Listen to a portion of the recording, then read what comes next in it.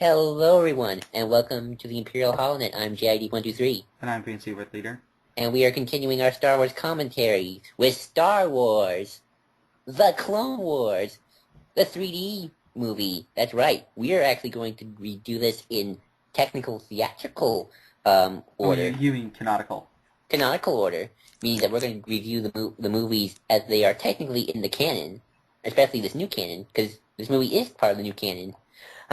So, yes, Star Wars, the 3D Clone Wars movie. This was my second Star Wars movie I ever saw in theaters. I remember being very excited for it as a kid.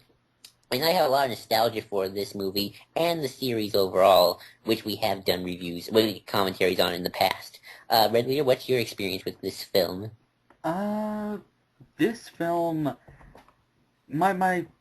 as a, when I first saw, the ads and stuff like this, for this film, I really hated it. I was somebody who thought Clone Wars was a dumb idea. I didn't like the changes to continuity. I was somebody who was used to the 2D show and the comics by Ostrander and stuff like that, so... I actually saw the comics in 2D show as well. For some reason, I thought it just all fit together. I did not really actually understand the changes in continuity. I didn't like Anakin getting a Padawan. I didn't like the fact that the clones had their own personalities. And, of course, I've come around on that stuff. But, I remember, all my friends really liked it. I remember actually I was at a birthday party, and, people were watching it, and I was like, this is so stupid. Why is there, well, there's a thing that we'll get into that I still don't like, which is, why is there a purple Jabba? Oh, you mean Zero. Yeah, I know, believe me, I know the name. Oh, right. Oh god, Zero the Hutt. So it's kind of funny. It's funny how we both have the same feeling about Clone Wars now, but we started off so differently. Because I was gung-ho for this since day one, and I saw the 2D show, and I didn't engulf the comics, but I knew about them, and eventually I started recognizing, hey, wait a minute, that didn't happen to Ventress in that one comic. I thought she got, ran away, and where's Dirge? I thought the 2D show and the 3D show could coexist together. And at first they kind of do. I miss Dirge too. It's kind of cool. But yeah, I was really for the show because I like more Star Wars, on movies. And I love movies. I love seeing things. And yeah, I love the idea of a Star Wars TV series. And you can't deny that Clone Wars did kind of breathe some fresh life in Star Wars a little bit. Mm-hmm. And, I didn't, interestingly, I watched, because I realized the show was great. I think, I got season 1 for Christmas, I think 5 or 6 years ago. Wait, hold on. What year did season 4 start? Let me check. I know, okay, so Clone Wars started in 2008. That's a given. So 2009, I think was when season 1 was. 2011. It was titled Battle Lines. It was about, it was Christmas of 2010. It was Christmas 2010, leading to 2011, when I first watched the season 1, and then I got season 2. Oh no, hold on! I got season 1 mid 2010. Then I think then at Christmas I got season 2. Because I remember watching that with my cousins, and then I think I watched the movie either. I may have watched the movie actually after watching season 3. Huh, that's interesting. Because I saw this movie first. So, this was my, no, it's not, this isn't my era. That's a terrible description. What's a show that you, watched religiously as a kid growing up? You saw every episode the day it came out. Weirdly, I've never done that for a show. Really? Okay. Even for stuff like Pokemon. Okay, so I guess this could be my Pokemon in your case, but yeah, Pokemon, I actually more likely watch the dubbing when that goes up on YouTube. Well, I saw every single episode of Clone Wars when it came out on TV at 8 o'clock on Fridays, and then eventually Saturdays when Season 5 came around, during 10 in the morning. Yes. Every day from 2008 till the end in, 2012, I think. 2012. Yeah, 2012. No, 2012. It's 2013, I think. 2013. 2013. So I religiously watched Clone Wars as a kid. This was my thing. growing up.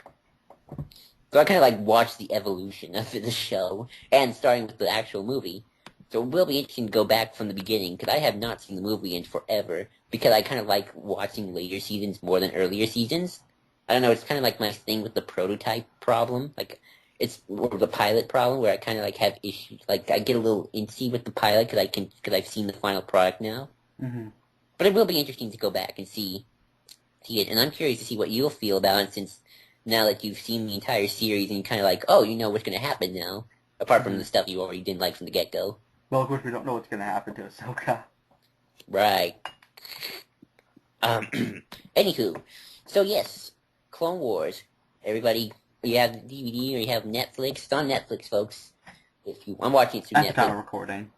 Right, at the time of recording, it's on Netflix. Go look at that DVD though. Get your timestamp ready to 0000. Okay, and press play right now. I got the Warner Brothers logo. Is that what you got? Oh, I got the the like buildings and stuff like that.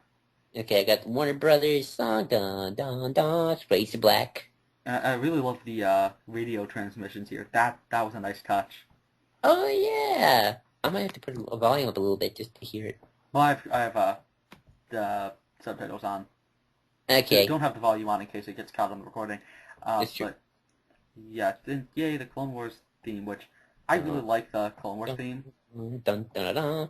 Let's see. I'm on timestamp. No, I can't see it.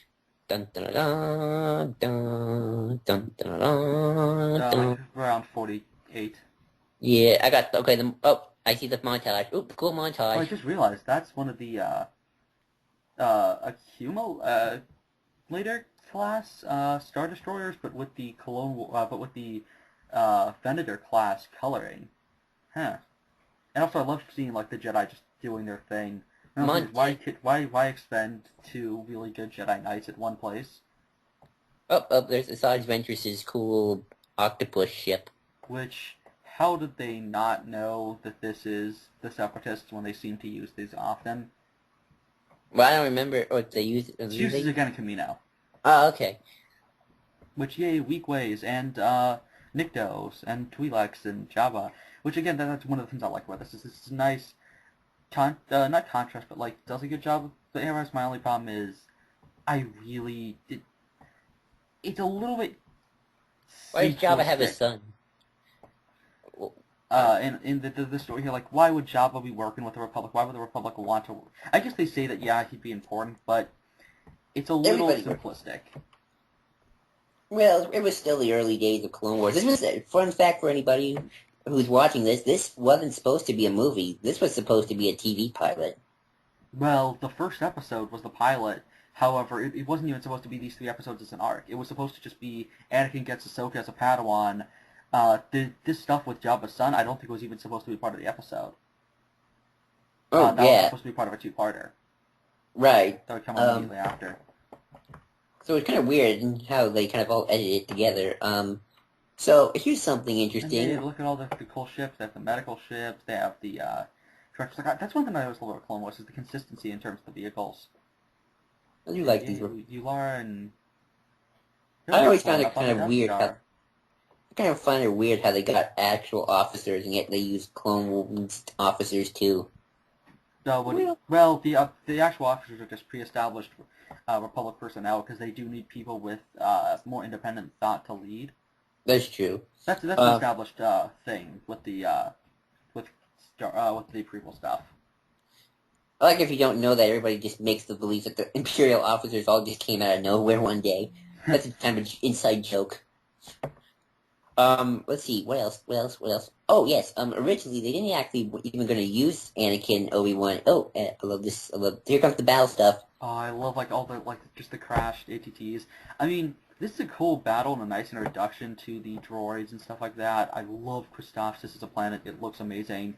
Though, again, well, I like the fact that we get to see this. It's still not brutal enough. I'm okay with it being kind of more... Like, I don't need it to be bloody. It's just I wish nobody, like, this is as hectic as they could get for the PG rating. I get that, because obviously this is PG, later seasons are really, are like PG-13. Get down to it. Also, the Yeah. ADRs move really fast, which, I know they do so in episode 3, but I always got weirded out by that. Hey, look, those cannons are really cool. But I always got weirded out by that in what do you call it? In these, because Battlefront had them really slow. So I was like, wait, but they're supposed to be like really slow. They're not fast. Yeah, I like seeing the clones here actually get killed. I like seeing that there's depth in this. My only problem is we don't get enough of... I feel like just for the intro, it should have maybe had a little bit more focus on that. Like, I mean, I just wish there was a little bit more brutality. And I know that sounds horrible because I'm somebody who says I never want to see an R-rated Star Wars film. I don't want to see violence. I want to see R-rated Star Wars. I want to see R-rated. This is too, like, you don't... There are people dying, but you don't feel the stakes that much. Like, it's not like the Umbara arc, where it's like, holy shit, those people who die, they're dying. Like, they're... People get killed here, and you know they get killed, but it's not like with Umbara, where it's like they actually, you know they're dead. I think for here, in the earlier seasons, they wanted to, like... helmet flying off, that was cool. I think they wanted to, like, for the earlier seasons, they wanted to stick with that idea of the clones being automatons. I'm not sure. I mean, they do have Rex. No, because clearly Rookies goes against that. Oh, yeah, that's right. I don't know. I love that right there where the clone tries to hit him. Like, that was good showing the brutality. And, like, but my only problem is it's not, like, it's pretty hectic. I just wish there were, like, that's cool. Like a Cody. My problem is, like, Cody's taking them down too easy. Like, I kind of wish... I don't know, I think you should I think the droids can easily be taken out. I mean, clones versus droids. You want the clones, dude. You want the clones on your side. Yeah, my only thing is, like, I wish maybe, like, I get the animation constraints, but I kind of wanted to see some ships flying here and stuff like that. Like, I love this opening fight scene. This is great. I just wish there was a little bit more hecticness. I don't know. I think it's fine. I liked it when I was a kid watching it. It works really well. I just wanted to see the droids as being even more powerful than this. Because, like, they get taken down pretty easily right here, and then in a few scenes, we're like, oh, and then they're really, really strong and tough. Like, then they're like, oh, and now we're being overrun. Like, even it looks like they can handle them, and then a scene later, they're like, they're super tough and hard to beat. You know, it's funny how the animation-wise, at least, it's like prototype, but it's also cinematic. It's like a weird combo of the two. Mm-hmm. Like, you can tell the budget was amped up a little bit for the movie. Mm-hmm. Like, I would love to see the animation of, like, Season 6 Clone Wars with cinematic budget. Oh, and that shot right there of the clone is redone with Rex. They just painted Rex's helmet onto him. Oh, that's cool. And here's the weird general guy who we never see again. We got a figure of him. What's his name? I don't know his name. I don't know that droid. Oh, the droid, I thought didn't have a gun, but I guess did. But yeah, like, you see, they pull back, however, then, like, in a scene, we're supposed to be like, holy shit, look at how threatening they are. But yeah, I really like I like the fact that we get to see a big fight. I like the fact that we get to see the wounded and some clones dead. My only problem is, we don't really know the clones yet, so they're kind of faceless. Like, I wish some of them had their masks off in this scene. That's something that I think the later seasons do really well, is the violence feels real because you see their faces. Right.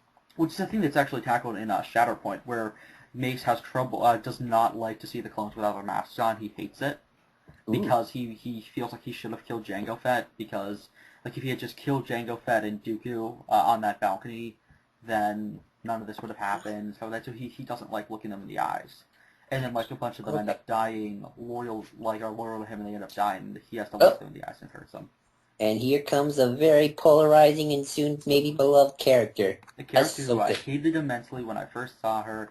This freaking annoying kid who ends up being a great character, but here is still kind of annoying.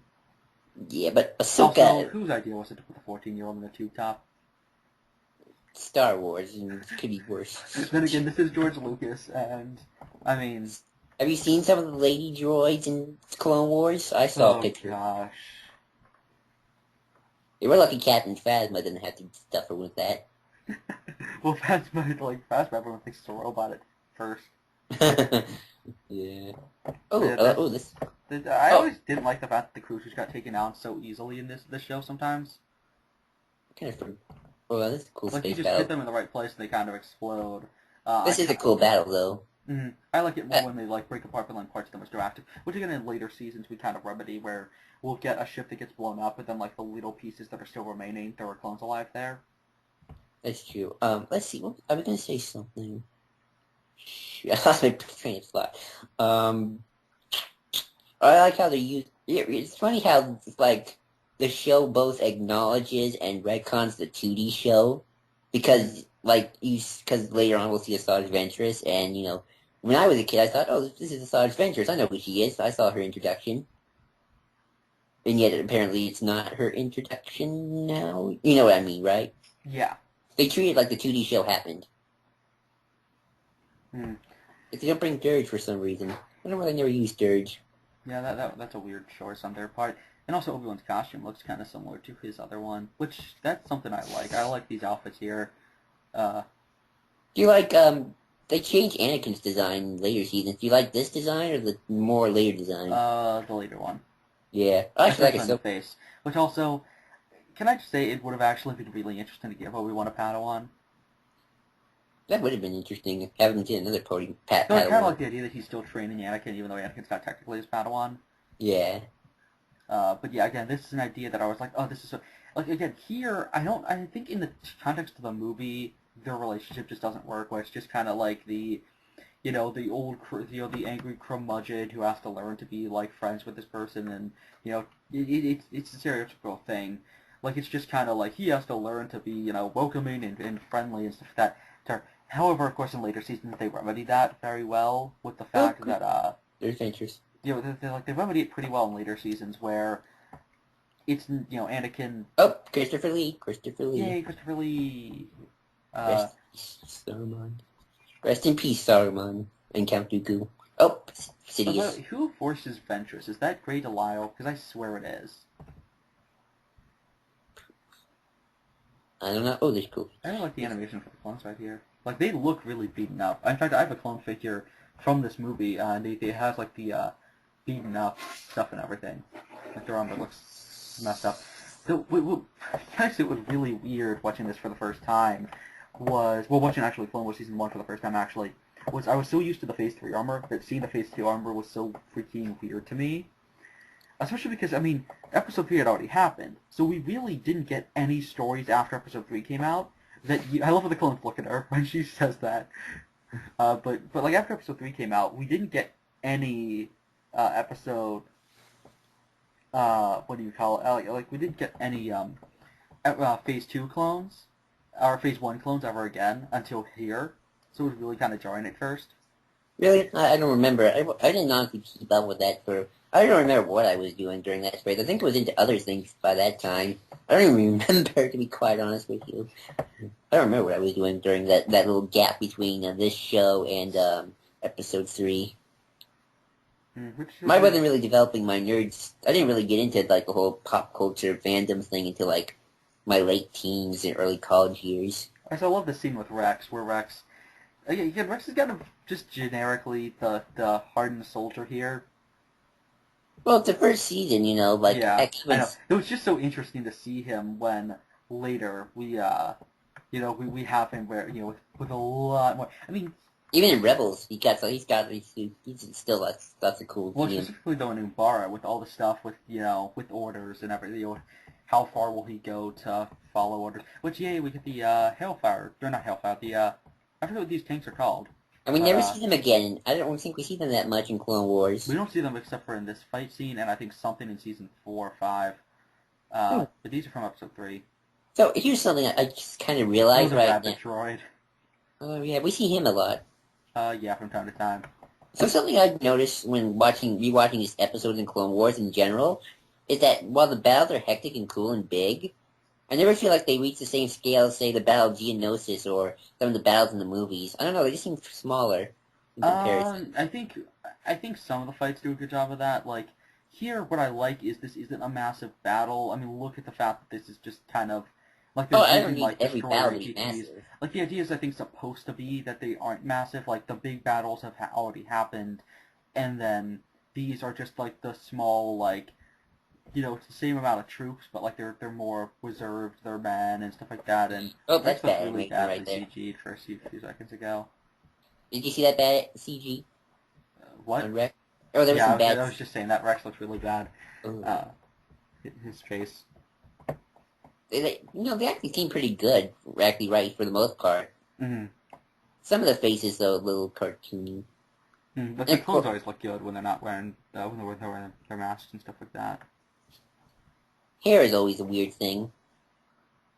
But you can never get hair right in CG. Mm-hmm. That looks cartoony. And they usually just try not to. I mean that's what's good about using Ahsoka, because she's a Chokuda, so you don't have to worry about that. That's true. But again, like it's kind of like the odd couple essentially, Anakin and Ahsoka here. Yeah. Like there's no real character dynamic. It's just Anakin's the curmudgeon and she's the wacky kid. Da da da da da da da da. No, that's not the. Oh, I love this though with the scouting troopers. I really like these are the ARF troopers, the first appearances of them, and I really like the uniform here. I actually have one of these figures, and they look so cool. Did you ever get that? How good is their signal? Because Tef is not close to Coruscant. I mean, this maybe they're using some very. They have to have some good equipment. I do like how they use I do like how they diversify the, as you call them, Phase 1 clone troopers. You know, like those scouts and the regular guys. But I feel like the Phase 3 clone troopers have more diversity in terms of their, you know, alternate battalions. Yeah, I mean, you get like the airborne troopers. You get the. I mean, I actually much prefer the pilot Phase 2 instead of the Phase 1 pilots who just have orange on them. The Phase 2 pilots look a little bit more like they're wearing gas masks, and that's something I just really like. But again, here, like, they're bickering, like, you don't feel like they're in a war. Like, these are, it's kind of like the original trilogy, where I don't really get the sense that they're in, like, this epic war where they could die at any moment. well, Which I think the prequels actually did a decent job at times of showing this just hectic, things getting blown up sort of thing. Where here, I feel like they're a little too jokey during the middle of combat, and I'm okay with there being jokes when they're during a fight and stuff like that. But the problem is I don't think there's good enough contrast there. Also, yes, that's a shot of Rex, just a reused shot of that other clone. Really? Oh, and it's the same shot over and over. So something interesting from a historical point to understand is there's some interesting stories about Clone Wars and just how Lucasfilm was run back in the day when this was still when George was around in charge, and apparently one time, I think for this actual movie even, I think Oh, and this is so stupid. Again, I like this show. I like this. That's one of my problems with this movie at points is it gets a little I know that's a weird thing to say since this is a cartoon, but it gets a little cartoony at points.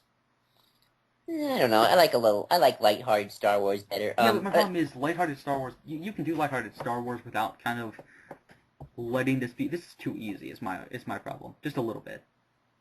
Yeah, I don't know. Could you see this in season 4? Oh no! But back then, season 4, they're chopping off heads. I could see this in action. Oh yeah, season 4. So because cutting 4 guys' heads off in one move. Avengers, Savage did that. I could see this in a Star Wars movie though, for some reason. I could see this in one of them. I don't know. The fight here, they're cool. My only thing is, again, the droids don't feel enough like that. They're better than the stormtroopers and rebels, that's for sure. Because they actually are able to kill people. They're droids. You can kill droids. I wish the Republic troops got overrun just a little bit more in this here.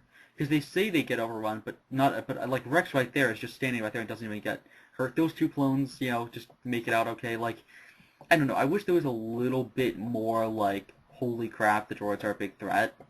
You see, that's the thing with me. I don't need that for Star Wars. I just like seeing things explode. Well, I do like my characters too. I don't know. I was fine with it. Here's a cool story. That's so stupid. That's too stupid. I thought was funny. Here's something interesting I heard. Apparently, when they were having some trouble with the animation of this show, they went to George, and George just gave them $40 million to fix it and hire 50 more animators. Look, is Ahsoka using, a green light. No, the, backhanded, Ataru. Oh yeah, she still uses that. She still does that backhanded thing. Mm-hmm. Which, of course, this is before she got her Shoto, which I always forget she didn't have that, until season 3. I always watch later seasons of the Clone Wars. Anyway, Mm-hmm. we'll go to Droideka. I like the Droidekas in live action better than the animation. I think Yeah, they're they less look way too. I don't stocky. know. They're too clunky. Though we did get in later seasons something that was really cool, which was the sniper Droideka in the Slaves of the Republic arc. I didn't see. I gotta rewatch that. I don't remember the Sniper Droideka. Oh, really? The sniper Droideka is so cool. They even built a Lego version, I think. Well, that's cool. The B1 droid looks fine. I love how the B2 battle droids are just walking right here. Oh, that's cool. I really like that, just because Obi-Wan's just like, oh, and here are. But my only problem is, again, like, we're not seeing enough clones. Like, in the opening scene, we get a lot of clones getting killed, but then here, I don't know, like, the threat kind of disappears at this point. I don't know, when you see a bunch of droids, I'd be scared, but Yeah, but the problem is, then nobody gets hurt. Like, I kind of wish it was just Rex and Obi-Wan left, which then again, we get that a little too often, where it's like everyone dies, except for Rex and Obi-Wan, and, oh, look, dwarf spider droids. We don't see those a lot in Clone Wars either. In Clone Wars, we see quite a few, here and there. We don't see the big we don't see the big spider droids. Oh, we do not see those once in the entirety of Clone Wars. I knew it. I knew we didn't see it. We see those blue ones earlier. Those are used throughout the series. And those are only briefly shown in Episode 3. It's the thing that blows up that ATTE. Yeah. I remember this those. This is awesome. Obi-Wan showing that his nickname, the Negotiator. Oh yeah. Because you see, he's totally the Negotiator, which apparently they actually cut the Anakin and Obi-Wan's nicknames from Episode 3. It was in the script. Oh, with Anakin's. Oh, I forget what Anakin's was. I think it was like the Psycho. the Fearless, and Obi-Wan was the Negotiator, which is why Grievous refers to him as ever the Negotiator. In fact, there was a line that George cut from the fight where Anakin says they don't call you the Negotiator because they call you the Negotiator because you can't win. During their final fight, and they cut that for some stupid reason, even though in fact, it's brought into the Matthew Staver novelization. But yeah, I really like this scene. This is a really cool scene. Also, this is a nice alien. I don't know. I always like that line. Just Obi-Wan being, oh wow, that's a lot of ships. They should not be wasting that many ships on Christophsis. Or did they already? Like, why did so many ships show up for this? Like, it's a little easy. Also, how did Yoda get here so fast? Yoda, he's Yoda. He doesn't explain nothing. Just kidding. How did their ships arrive this fast? Because hyperspace travel isn't as fast as it looks like in some points. Like, I mean, Christophsis is not that close to Coruscant, I don't think. I don't know. I don't think they care. It's a cartoon movie. I mean, look at how quickly the Empire Strikes Back make it the best in the novel without the novelization. Well, in the film though, they say it will take a month. They do? I got to read. Yeah, they say it's going to take a month. We just cut. But we know it takes a month. We just don't see. I don't remember. After we watch when we watch Empire, you can point that out. We never see those droids again. Which droids? The ones they're fighting. Oh, these. Yeah, I actually have a figure of these. They're really cool. The soda can droids. I love that thing on their head. Oh, you're right. They are soda can droids. Exactly. Those things look just like the tab thing that you have to pull for a soda can. This is going to sound like a weird criticism. I don't like Ahsoka's face in early seasons of Clone Wars. Yeah, it doesn't look enough like a Togruta face and stuff. It just doesn't look human. Her eyes are too big. Well, I don't mind if it doesn't look like a Togruta. I just think it looks weird. I like her more season 3 to 4 face and her Rebels face. I think a Rebels face is fine, actually. Well, that's because it's essentially just a longer version of the face from the later seasons of Clone Wars.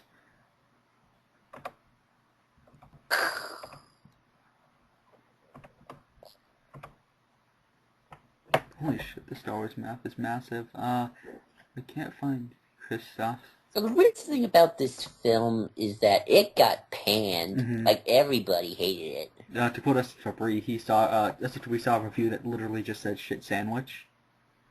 I don't know. I think this film isn't that bad. It shouldn't be a film. It should be a TV series. It should be a TV pilot. I think a lot of people were like, oh, this isn't serious enough. And so I'm like, what did you expect? Like, it's a kid's show. It's not going to be super serious. Until you watch later seasons of Clone Wars. Well, yeah, the later seasons of Clone Wars, and I'm like, Okay, this just got insane. I mean, I think, which is funny, because, like, the two, well, I don't know. It's sort of like what you grow up with, I guess, like, because I'm curious, do you know anybody in particular who, like, only watches Clone Wars? Like, to them, Star Wars is Clone Wars and nothing else, not even the movies? No. Like, I'm sure, okay. I'm sure there's a segment of fan base out there. Yeah, there definitely is. Like, I feel like Clone Wars has its own little separate mini fan base within the wider Star Wars fan base and even the wider EU. I once almost wanted to write like a little mini paper about the different divisions of the Star Wars fan So base. how did Obi-Wan break free? I thought he twirled. Yeah, but that would just snap his arms. Oh yeah, good point. That makes no sense whatsoever. A person would be taken by surprise and their grip would lax, but that makes no sense. Also, these droids I get like taken these. out way too easy. Like, I love the fact I that it's like just these. like, oh, and now they have the cannons. I do like those cannons though. Mm-hmm. They're awesome. Yeah, this is way too. I don't know. I never liked the fact that it's like this many ships and it's kind of like there's no air support or anything. Like this was really like the only. This seems like before the episode that was supposed.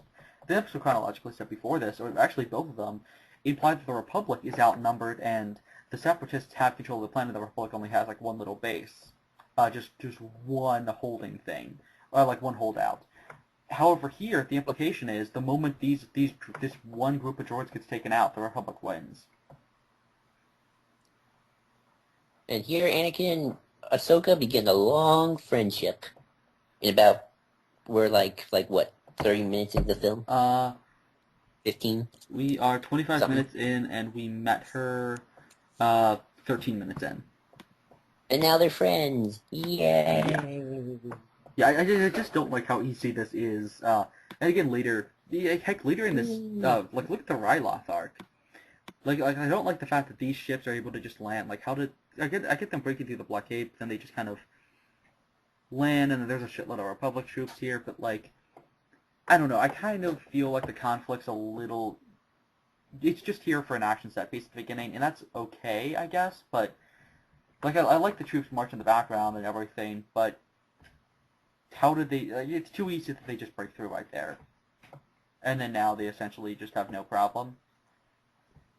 Like, if this planet was so major that they had to send 2 Jedi on it and stuff like that, and they had like one holdout, and they're sending all these troops, wouldn't they have done this sooner? So I don't know. It's just kind of a little.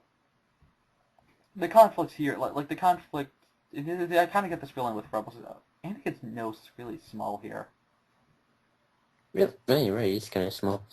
Uh, So is. Yeah, like the conflict here and in Rebels. Sometimes Is it's it in a Clone Wars? little too simple, and I think that's kind of what it is here too. Like they show death, and I like that, and they show this is a war, but I feel like there's not enough consequences. Which again, by the end of season 1, we get that. Rookies is the best example, though, of early Clone Wars showing that there are consequences. I don't know. I think both shows still have the potential. I mean, same team, so there has to be some good stuff in there. I mean, Dave Filoni. Yeah, probably this doesn't seem hard fought. Well, I don't know. Like, my only problem is guess it doesn't feel like it's during the middle of this big epic war where everyone's giving up hope and stuff like that. Like, Yoda hypes it like... Is it even? Well, is it in the new timeline? Like, where does the Battle of Christophsis happen in terms of the timeline? Well, it has to be within the first year of the war. Because they got basically right. the second year. Oh, right. And plus they have these ships, which weirdly they have these ships till like season 3. And I like them. It's just weird to get them. In fact, this is even different than the one he has in episode 2. Because the droid's in the front here instead of on the side. But yeah, it's decent to see Jabba. Again, though, I feel like this is a little... Like, again, this plot reminds me a lot of Rebels, now that I think about it, with, like, how I always describe it of it's kids playing in their backyard. Again, like, oh, and Jabba has a kid, and, like, it's an artifact plot, which I don't like, the fact that it's an artifact plot. Oh, this is really cool. Well, the thing is, why would the I, Twi'lek be scared? It's like, this is like everyday thing for the... Like, that's my thing, like, they shade away from, like, violence a little bit, and then here, it's just like, and there's 4 heads. Like, who knows? Like, that's a little jarring. Like, any kids must have been traumatized. Also, I love the fact well, that we get to see the senators whose heads those were. And one of these is from, both of these are from the movies. And in Clone and Wars. that Grio Rodian. guy, Rodian, Rodian can actually have a couple episodes himself. Yeah, he's in episode 2. Oh yes. So, same with the Grand. I'm curious, like, I wonder what, I would love to get, like, all the behind-the-scenes dirt on, like, the making of this series, because it got so good by the end, like, did they have, like, a change in staff, or did they just get it by the end, and, like, I don't know what I kind of happened. like this shot. Like, they do some cool stuff with the ships here. Well, this is a movie budget, so they can. I don't even think Clone Wars, the TV, well, there were some good shots in Clone Wars, the TV series, I'm not gonna lie. Like, here's something that I like seeing the military parts of, what's weird is we never get these hangars again. Like, we never see this in the show, because this is a hangar of an accumulator starship, Star Destroyer. We don't get to speak at the, or wait, I forget, we get a different kind of Star Destroyer.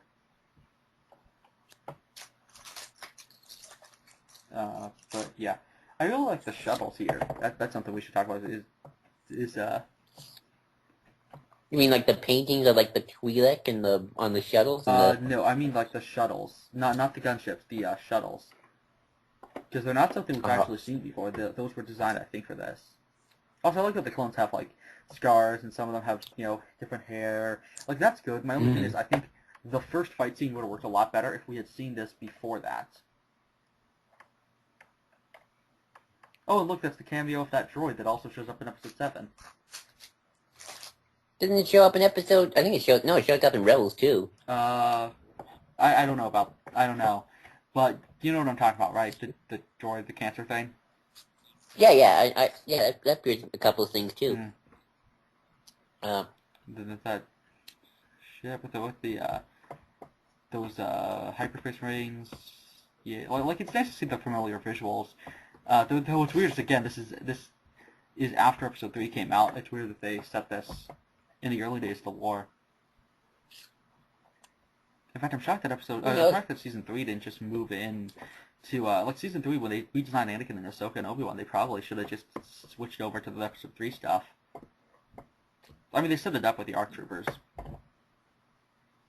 Yeah, ARC Troopers is when they started, showing. By season 4, they had pretty much episode 3 stuff Season all 4 the is when way. they just straight up do that stuff. Right. Do you ever wonder, like, the writers have, like, a learning curve? Like, every season they get a little bit better? Yeah. I don't know. Especially, here. Also, why isn't the cockpit closed?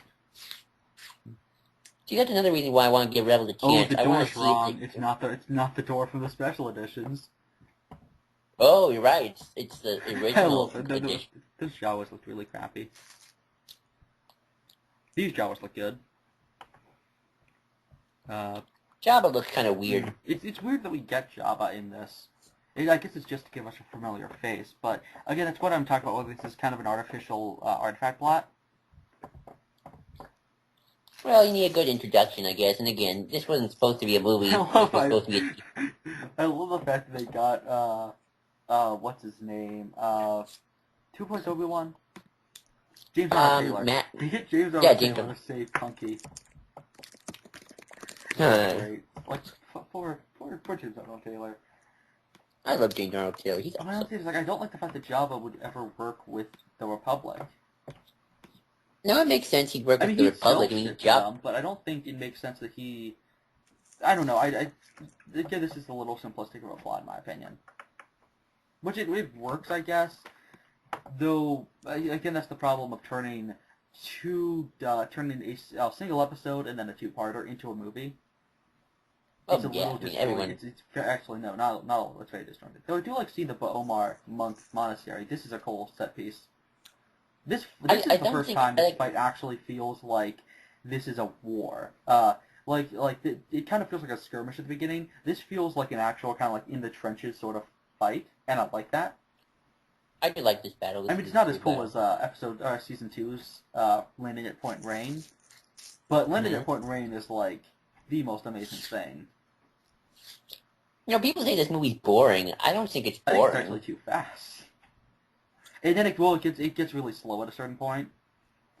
But how fast? Like J.J. Abrams' Episode 7 fast, or a little less faster? Even faster than that. Oh, really? We've already moved past the fights. We've already went through essentially an entire planet and stuff like that. Like, with Episode 7, we didn't get off Jakku until a little bit.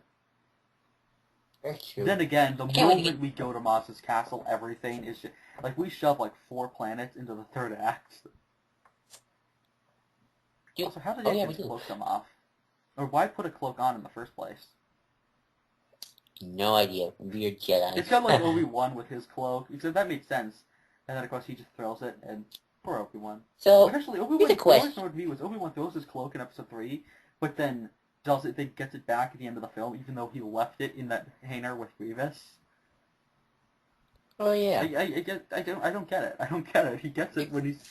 Maybe he had a spare somewhere. Well, no, he, like, all of a sudden has it, like, when he's escaping, I think. Oh, here's a question I've always wanted to ask you. You know how you always say, you know, the stake... People always go... I always hear this about, you know, the stakes and stuff, like there's no stakes, and you were talking about that it was this episode. I mean, this movie. Wow, that droid is really durable. Isn't the problem with Clone Wars at all, though, that there are technically no stakes, because you know that Anakin and Obi-Wan are going to live anyway? Like, no, because the thing is, it's okay as long as you're wondering just how they're going to make it out. Like, this right here is cool, because you're worried for the ATTEs, and you're worried for... But my problem is, of course, this scene's kind of destroyed by their playing around. Like, that can work, but contrast their playing around here with how they're playing, how them playing around with each other works in landing at Point Rain, when they're keeping kill counts. Here it's... I don't remember. Here it's just... Yeah. They're keeping, they're racing each other, and they're having fun, and they're not really thinking about the fact that there's a fight going on. However, the way it's played in, like, the way we play that in, We should rewatch that episode, because I don't remember. Well, landing at Point Rain, the two of them are having that competition over kill counts, over who killed how many people. And, like the thing there, though, is supposed to be that you see that Anakin does that to calm them down in a fight.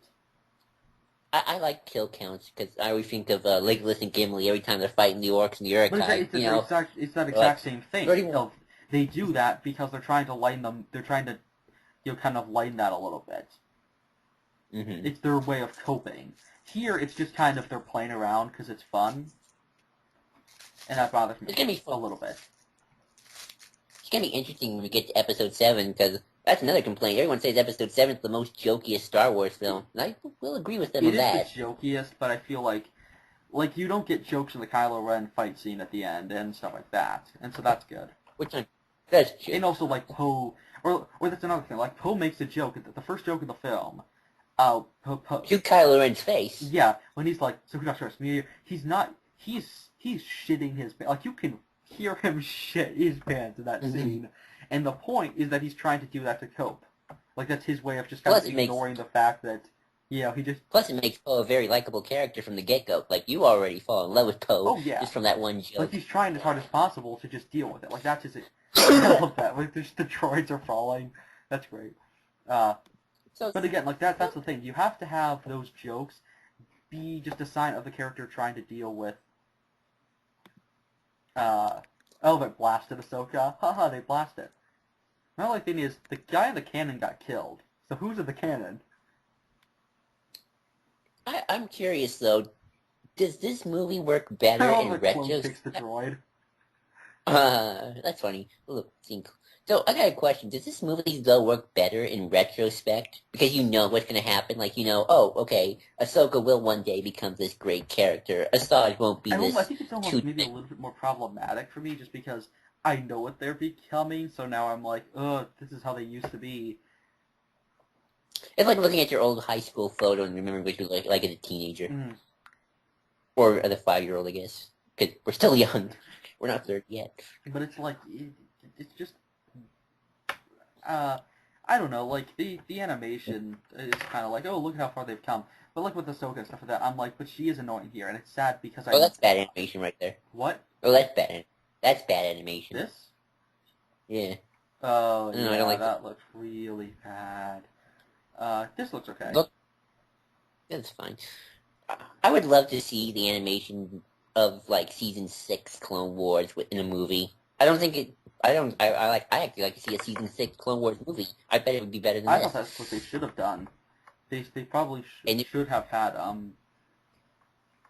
like I always felt that the way they should have went was do what they wanted to for how they would transition into episode 3 in a movie. Yeah. Yeah, it's funny. Start with a movie, end with a movie. Yeah. Oh boy, that's how Rebels is gonna end. It's gonna end with a book. It started with a book, you know. New Dawn. Do you have New Dawn? No.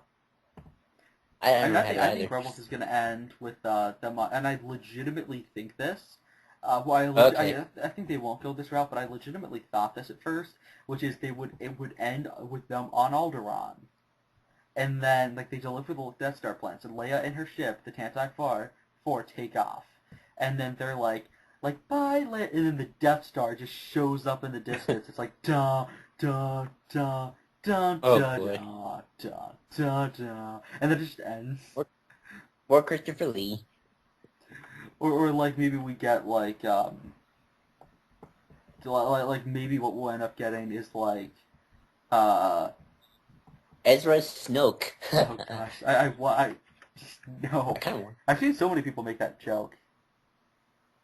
Well, did you see the trailer I sent you earlier Yeah. about with Ezra and Maul? Which how do they not know? Well, I guess they do notice the droids. They're just messing with them. But Yeah, they probably. Anakin definitely does. The thing is, Ahsoka. Oh yeah, Ahsoka does as well. And what I love is Anakin. Right here, just his face, where he's like, huh. Speaking of which, this kind of goes into an old conversation we had, plug, of Anakin's character Anakin right there. It's like that. I like that kind of showcase of Anakin. Well, my problem is like so they're jokes right here. Like I feel like that falls flat. Like, oh, I did that on purpose. Like that. I don't know. So some of these jokes, like the comedy's not bad for a kids show. It's just contrasting it to like, some of the later comedy is sad. Also, oh god, that thing looks disgusting. I think this film works if you didn't watch the 2D Clone Wars or even the comics. Or the later seasons. Or the later seasons. Well, I don't know. I can go back to earlier seasons and just enjoy them because I love Clone Wars in general. Doses. Yeah, I mean, that's why we have Nest. Oh, that's a bad animation. Oh, yeah. And also, did you see the huts in the background? I think the huts. I think those are concept art. Oh, look at that! Look at that! This is awful looking. It's so like doesn't feel like there's any weight to it. Also, how does he not sense Dooku? Well, I guess there's that whole bullshit from episode 2 of like clouding the Force that never gets explained. I don't buy Jabba giving a shit about his son. Yeah, it is kind of that's something I always kind of weird thinking about. Like Jabba's shouldn't be a good daddy. Shouldn't he be eating him or something? Just it doesn't make any sense for Jabba. I mean, I can understand where Jabba might get his son. I mean, he's Jabba. He can have any woman he wants. Well, does Jabba have? Let's not even get into that. But look at the size of that thing. I just ruined a great wedge line.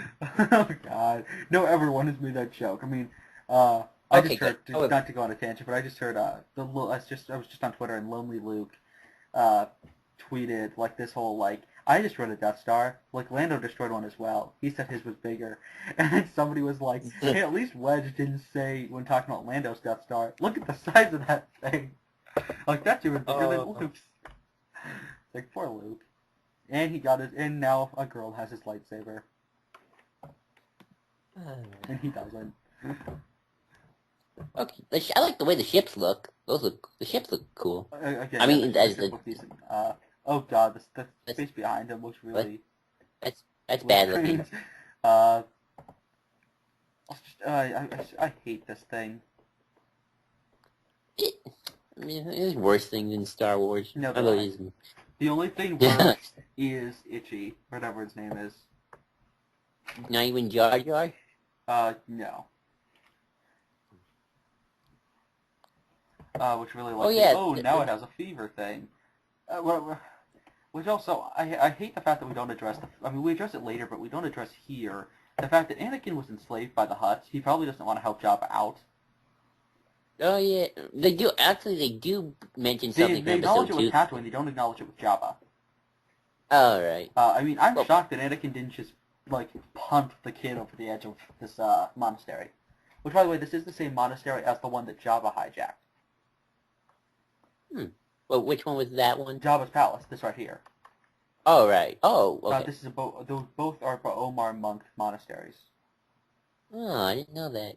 Oh, cool. I hate Hutts. It's like he says that like kind of like Hutts are so ugly instead of like a Hutt enslaved me and my mom kind of thing. Well, I mean to be fair, it was a Todarian who owned him for most of his life. Whatever happened to Watto in the new canon?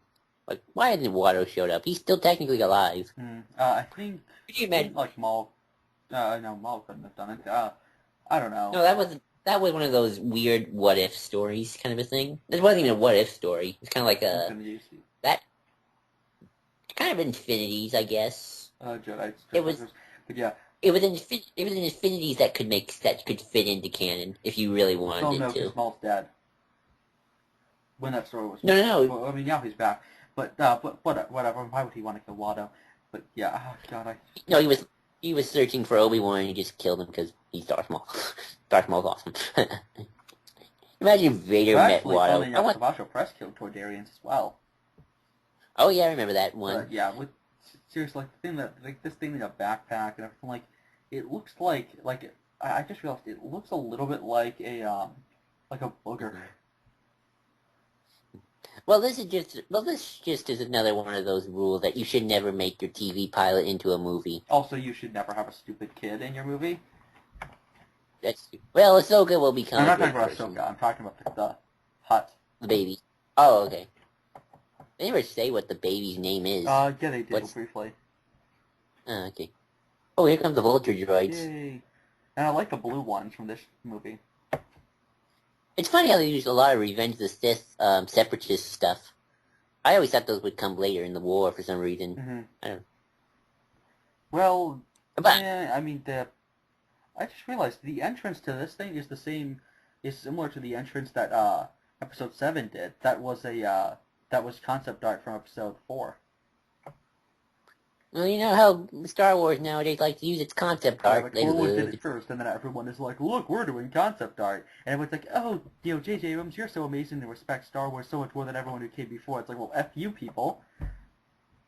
Which is funny, because J.J. Abrams never even acknowledged it. Doesn't even seem like that kind of person. Like certain other directors we won't talk about. Rebels love using concept art. Mm-hmm. So Ventress here. I never liked Ventress until probably season 4. Yeah, I mean, I like Grievous more. She's just generic. Like, her feats are decent. The stories with her are okay, but she always felt like just a bland character. I think it's odd how they just introduce Ventress. Actually, you can say that about a lot of Clone Wars, the bad guys they introduce. I guess, like, especially Ventress, like, they expect you to watch the 2D show, almost. They introduce her like Episode 3 introduces Grievous. Right. Same thing. That's kind of the problem, a little bit. I guess. So that line was added in post, let's turn these droids into scrap metal, and I kind of like the fact that they're able to just add in lines, because the clones have no mouths.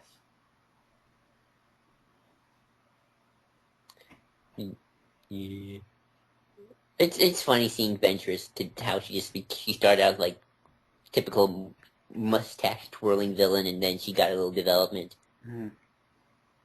I actually like what they did with Ventress in later seasons. I know some people don't. I like it.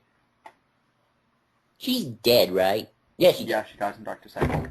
Kind of hoping I was saying I wanted her alive so she can be on Rebels too. I like put an Anakin saying like Jedi like quotes and stuff like that, because that is not Anakin at all. I don't think he's buying it. I just think he's like, okay, what would Obi-Wan say? insert random Jedi quote here to make me look like a good teacher. That's probably what he's thinking. Also, Ventress just cuts that, and that makes no sense. Like, how would that open?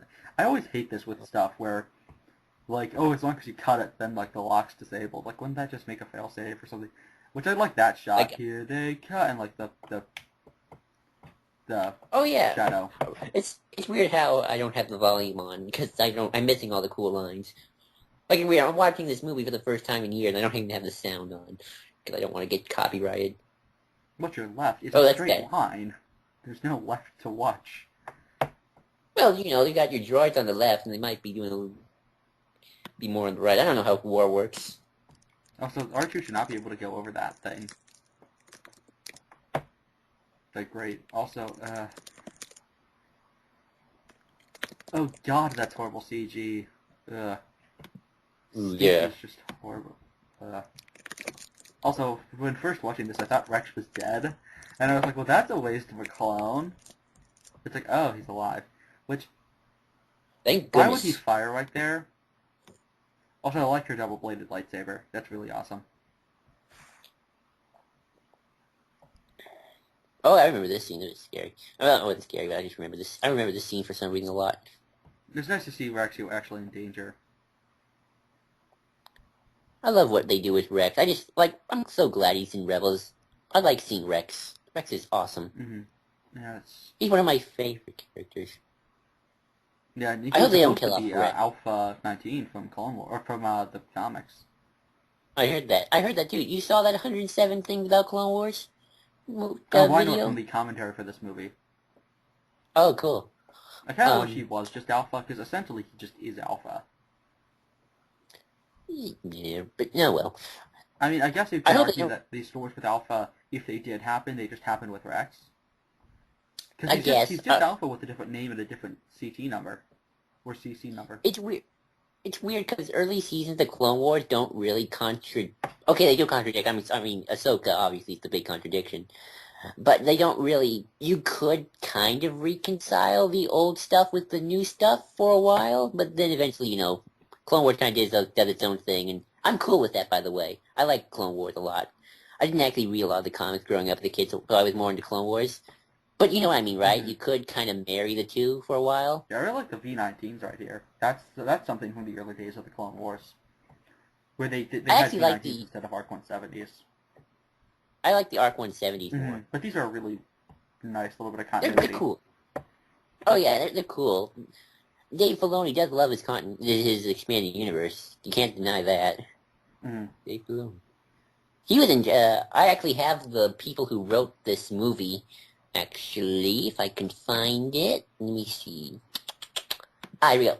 This was directed by Dave Filoni, produced by Catherine Winder, and written by Henry Gilroy, Stephen Melting, and Scott Murphy. That POV shot was weird.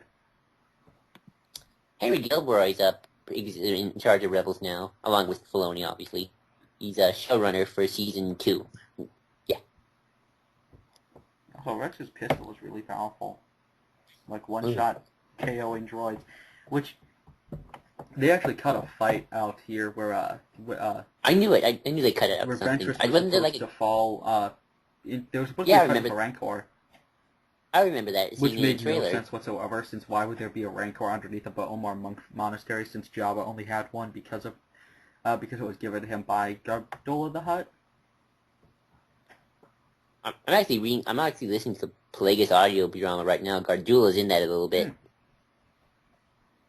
I'm like 5 hours into part 1, which is like 7 hours.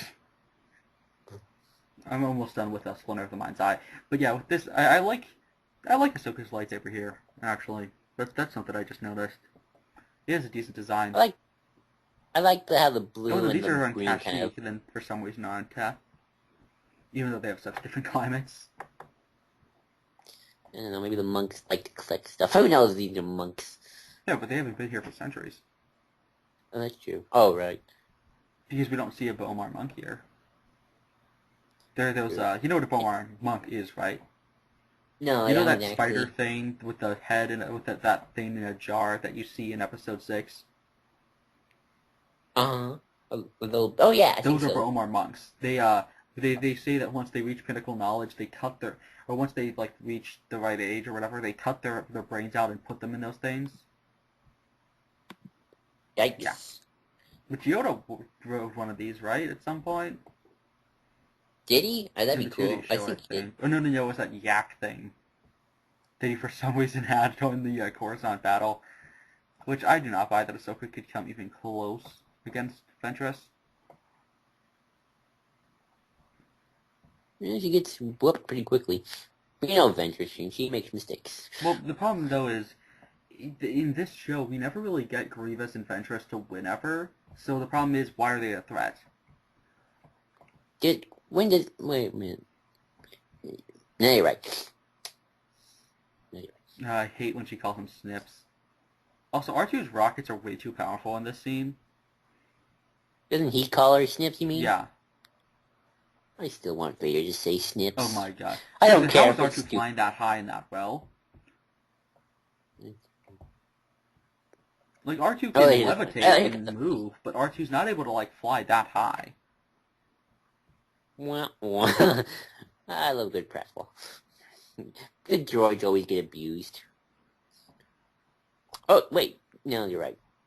And yeah, it's Oddball. Does not. What happens to Oddball? He's in episode 3. And he's the guy in the gunship who tries to kill Ahsoka. Ooh, yikes. And Obi-Wan's like, I said stun.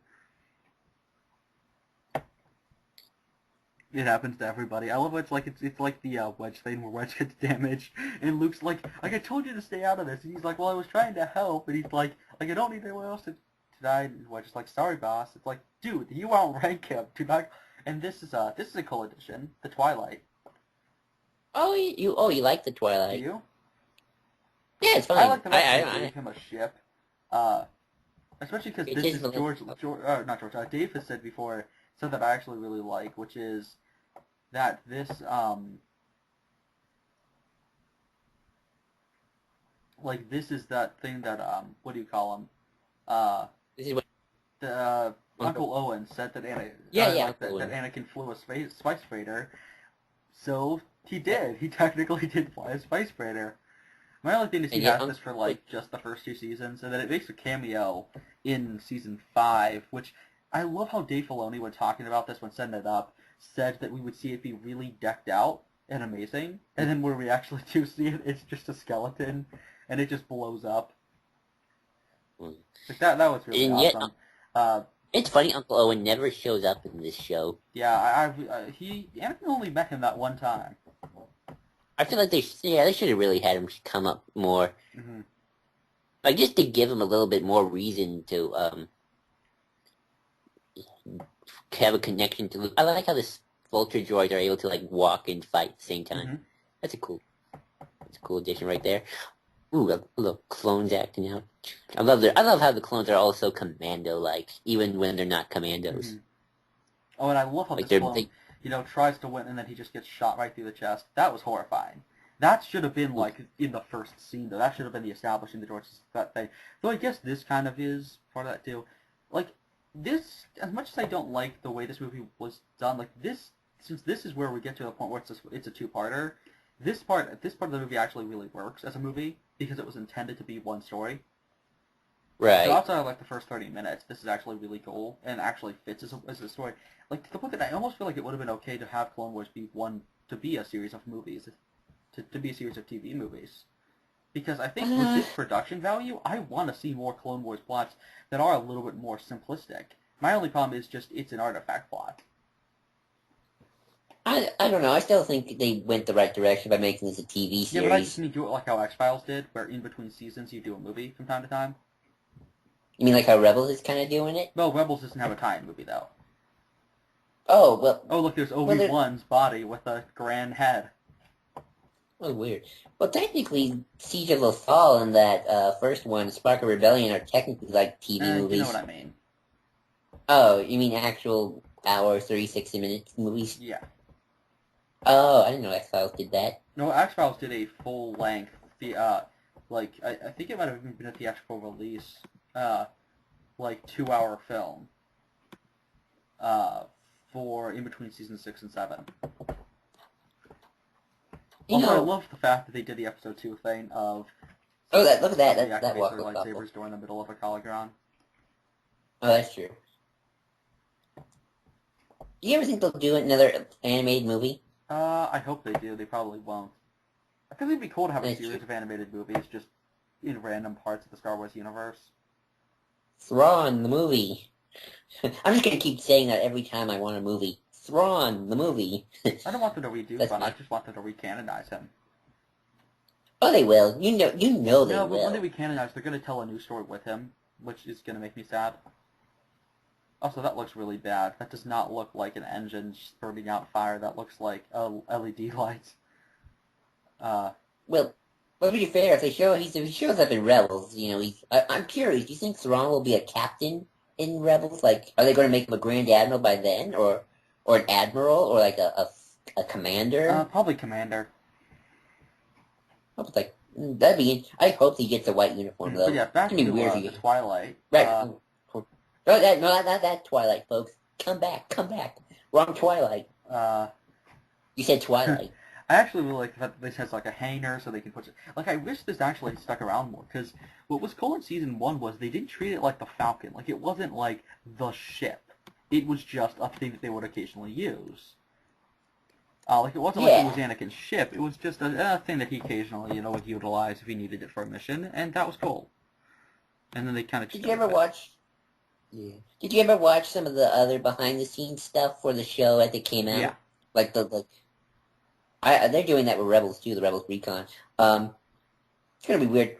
You can't really help. You can't help but connect Rebels and Clone Wars because they are kind of like in the same little mini universe they share. I call it the Star Wars animated universe. I don't buy that Anakin would leave his men. Oh no. I do not. I hate it. I always hate this. Because mission always comes first, except that's not Anakin's philosophy ever. Rex would do that, but Anakin cares about his men before he cares about the mission, especially saving a damn hut.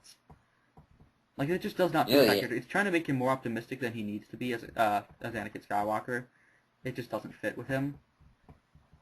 Because again, this is the guy who wanted, who always is when he wants to go back. He doesn't. I mean, he did that with the clones in Episode 3. And this is his right-hand man. Right? Isn't it weird? Obi-Wan's face when she starts, when she removes that is just hilarious. Isn't it weird they give Ventress and Obi-Wan a rivalry, even though Anakin was her first attacker? Anakin was her first attacker, but they did have a rivalry in the books. Obi-Wan seems to have a rivalry with all the villains, and Anakin just gets squashed. I mean, Obi-Wan even had his whole, like, flirtation thing with her in the comics. Oh, really? Yeah, definitely. Shipper's gonna ship. Well, Ventress. It's a lot more horrifying. I mean, like, she tortures him for, like, months on end. With, like, the whole thing with, like, he has a mask where, like, it limits his force abilities and it hurts to wear. Then he has, like, they inject him with maggots that are in his stomach and are eating the insides of his stomach for months. He doesn't eat for an entire month. Star Wars gets dark. They inject, like, a poison into his veins that also damages his ability to use the Force and slowly is killing him. And he has not. This is all after having been nearly blown up by a AT-AT exploding behind him, and he still finds a way to gather enough power through the Force to like blow up a shuttle and to like beat up a bunch of droids and Ventress. Yeah, Star Wars gets dark, man. Oh yeah, Obi-Wan looks like shit during that. Again, he hasn't eaten in months, and he still somehow finds a way out of that. It's an awesome arc. But yeah, have you ever seen Eric? How does they just get hit, but there's no like explosion. Oh, that's bad animation. There's no shield there or anything. Like there should have been a chunk of the ship. Have you ever seen Eric's like review, like both his discussion on the expanded universe and the Clone Wars? He never finished season 4, sadly. He only got to season 3. He did finish the other seasons. I don't see. He didn't post the videos. He didn't post videos for them now, but like he talked about I know somebody was talking about how I never saw that. Sucks, and then he was like, oh, I didn't like Ahsoka in season 1, but he's like, but like everyone else, I loved her in the later seasons. So he's an Ahsoka fan. Oh yeah. Oh, that's good. Deadpoolzilla's a Ahsoka fan. Oh yeah, too. Deadpoolzilla's awesome. I love the head tails falling. Oh yeah. That was cute. I love stuff. I love the way the ships chase. This ship is pretty durable. Also, this hangar, like for some reason the hangars in this movie are very different than the hangars that we get later. Like, we get a brief shot here and there, actually, of the hangars from Episode 3 in the opening with Palpatine, with the hangar with the inside, like how the middle of the ship hangar opens up. Except in later stuff, we pretty much just never acknowledge these side hangars and pretend like they don't exist, which I'm actually okay with, because I prefer the main hangar in the middle of the ship. Oh, yeah. Which, there's no way that thing could make it to Tatooine. Also, how do they not have another support ship? They were able to, send all those ships to handle Christophsis, but this, nah, doesn't. Where's the? I don't even see any separatist ships. Mm-hmm. It's just that's the thing though. This doesn't feel like it's a war. It feels like it's small skirmishes. Like it feels like it's a conflict that happens to involve the military rather than a, big epic war that's so massive. Well, what episodes of Clone Wars do you think do the best job of showing it's a war? A full war, not a... Geonosis arc. I always thought the Geonosis arc. I just rewatched the Geonosis arc, actually. I think it's still a bit too small. But maybe that's because I'm so used to the big, massive battle of Geonosis that you can't really compare. Well, yeah, and you have to remember that was the beginning of the war. This is, limited resources. Which actually I like the fact that they make a point about limited resources. I like Umbara. That's a good massive. one. It's awesome. It's not that massive. What's great about that is it's just kind of like trench warfare. Again. Umbara is still the best arc of Season 4, though. Mm-hmm. Definitely. Well, I didn't like that much of Season 4, actually. Too much. Really? It was okay. It just wasn't the greatest thing. I thought Season 4 was the best season they had. That and maybe 6? Season 5 for me. Well, I do like the Darth Maul stuff. Oh, I just realized. No, never mind. I think Season 4 is better. I was forgetting the, the box and everything. But, yeah, back to this. This is a really cool fight. Oh, yeah. Think about that it's at nighttime. It's in a cool location. How did that not disable at least one of her blades? That was a pretty clear cut. It is funny, though, how they set it up, the rivalry between these two pretty early on. It's kind of interesting retrospectively to see that, they're not going to become friends or anything, but they do actually have to ally with one another. Mm-hmm. I wish they went a little farther with that. Doing the Sorisu move thing with his hand, which he does in Episode 3. That's the pose for Sorisu. Oh, cool. I've always seen that move in a bunch of stuff. How did she not fall off of off of that thing? Petra should have fell from that droid. Which, the Dr. Droid thing, which, this was like a reference to something. I'm forgetting what. Star Trek? It has to be Star Trek. It has to be Voyager. That's it. That's what I was thinking of. Is it the same voice actor? I have no idea. Oh. I know David Tennant voiced the droid in... Well, that was Huang, and that was just in that season. But yeah, Huang's awesome. It was David Tennant, of course. Yeah. It's so weird to go back. I need to go back to that after watching Miss Purple Man. Ooh. I always just say that Purple Man is the crisis meta-crisis doctor who turned evil. I just hate this stupid. They think the thing's charming. It's just disgusting and annoying. Do you think George was responsible for creating the baby? Yeah. He was also. Did you know the voice of SpongeBob within Clone Wars? Yep, he was a investigator. Yeah, that was George too. Well, that was okay. That was fun. And he was the saving grace of that episode. Yeah, I've always heard people go back and forth on whether George was hindered or helped Clone Wars, and there's always a big debate about that because they say they sometimes want Dave Filoni to have free reign. Oh, that's bad animation. Oh God, the Sokolo Forbo right there. Like. Oh yeah, that's bad. And Anakin's face is horrible. Like, yeah, the animation looks really like. Have you ever gotten the feel from this animation that looks like almost like wood? Oh well, and they get better, thankfully, in later seasons. Like cut wood. Like it looks like somebody chipped away at like a wood block to make these people's faces. It's just weird. Also, that home thing with the Tusken Raiders going, that was awesome. Oh yeah, that's a good scene. I don't think they ever fully get away from the wood, but they definitely make it a lot better in season 6. I think they get away from it by season 5 and 6. Oh, definitely. It's still 3D animation, but it's like a lot better. It's a lot more fluid, like the way their faces will move and stuff. Mm-hmm. Do you ever think that Clone Wars actually does better when it's not about the war necessarily? No, I think it works.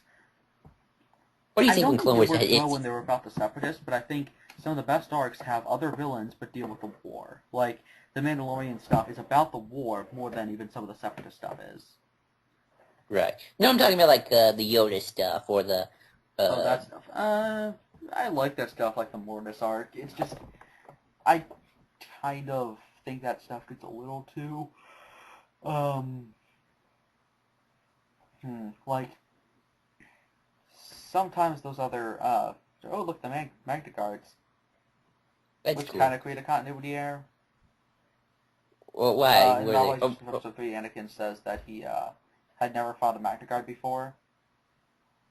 Well, he doesn't say that in the movie though. No, yeah, but you have to remember, A canon is the movies, B canon is the novelization, C canon was Clone Wars.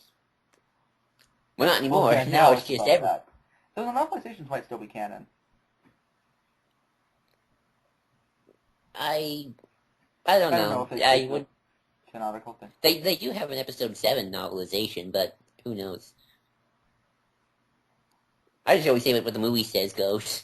I never like put my faith in the books, even though I do like the episode 3 novelization. I heard that's like the best. You have to bang it. And where do these ships come from? These are, I think, new ships, and they look really cool. Do we ever see them again? Once or twice, maybe, but they're like proto-strike bombers. The ship that Grievous has. Oh yeah. They're the Magna Guard Grievous. ships. I know they made like a figure for it or something, but we never see them again, except for like once or twice in season 1. Oh, that's sad.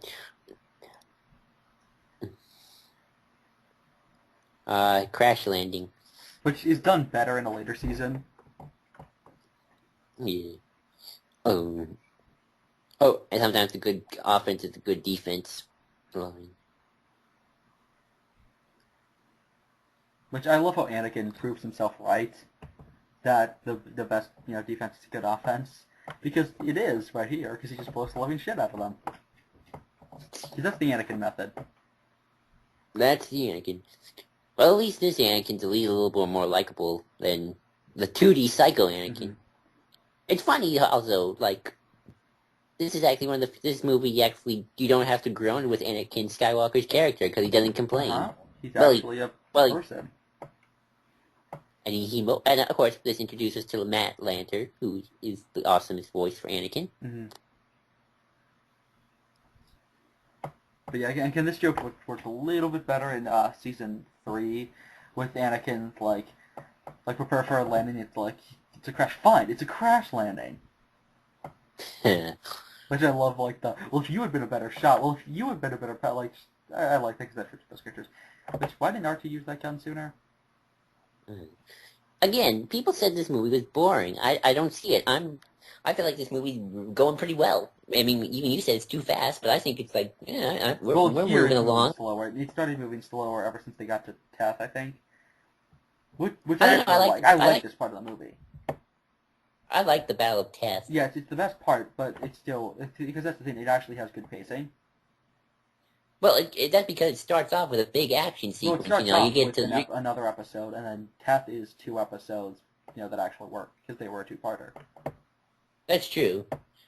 I wonder what would you feel like if you watched the 2 other episodes beforehand, like the one with the spider guy. Hidden Enemy. I have it. I think I have those. Yeah, Cat and Mouse and Hidden Enemy. Those probably would have enhanced. Well, those I think did a better job though with the battle than this, than the opening. But, which also why we see Jawas in a bit. Why are there Jawas out in the middle of just nowhere with no sandcrawler in sight?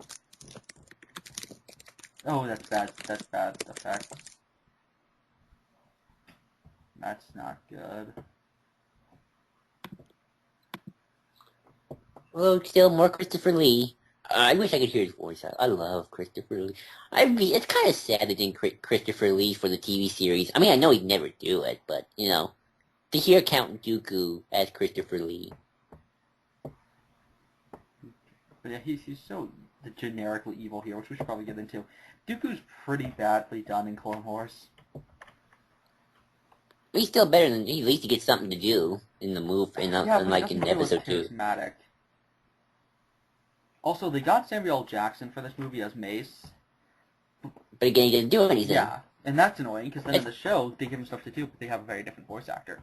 Who did a good job, I guess. So it's also... I like Palpatine. Gotta miss this voice for Palpatine. It's sad he passed away. I think he's like the second best voice next to Ian McDiarmid and, not Matt Lancer. Tim Curry? No, not Kim Curry. I didn't like Kim Curry as Palpatine. The guy from Episode 5?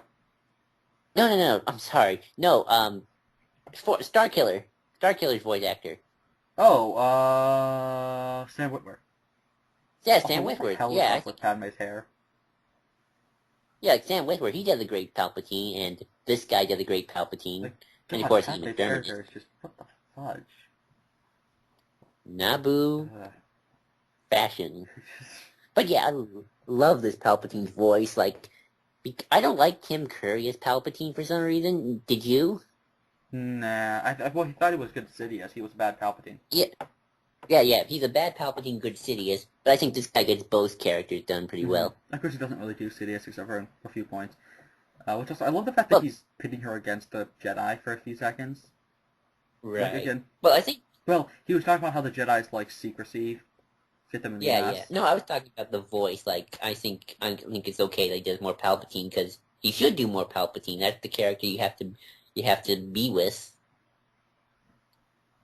Yeah, like I love how he's like saying like, oh, you have to reconsider, but he's clearly like egging her on. Yeah. Like he's so good. Oh, I love that sense of fire. Yes. Oh, he does the eye what do you call it? With his eyes. Eye narrow. Squinting his eyes. He's being all evil subtly. Like how McDiarmid does. Like, this Hayner is a lot bigger, I think, in later episodes.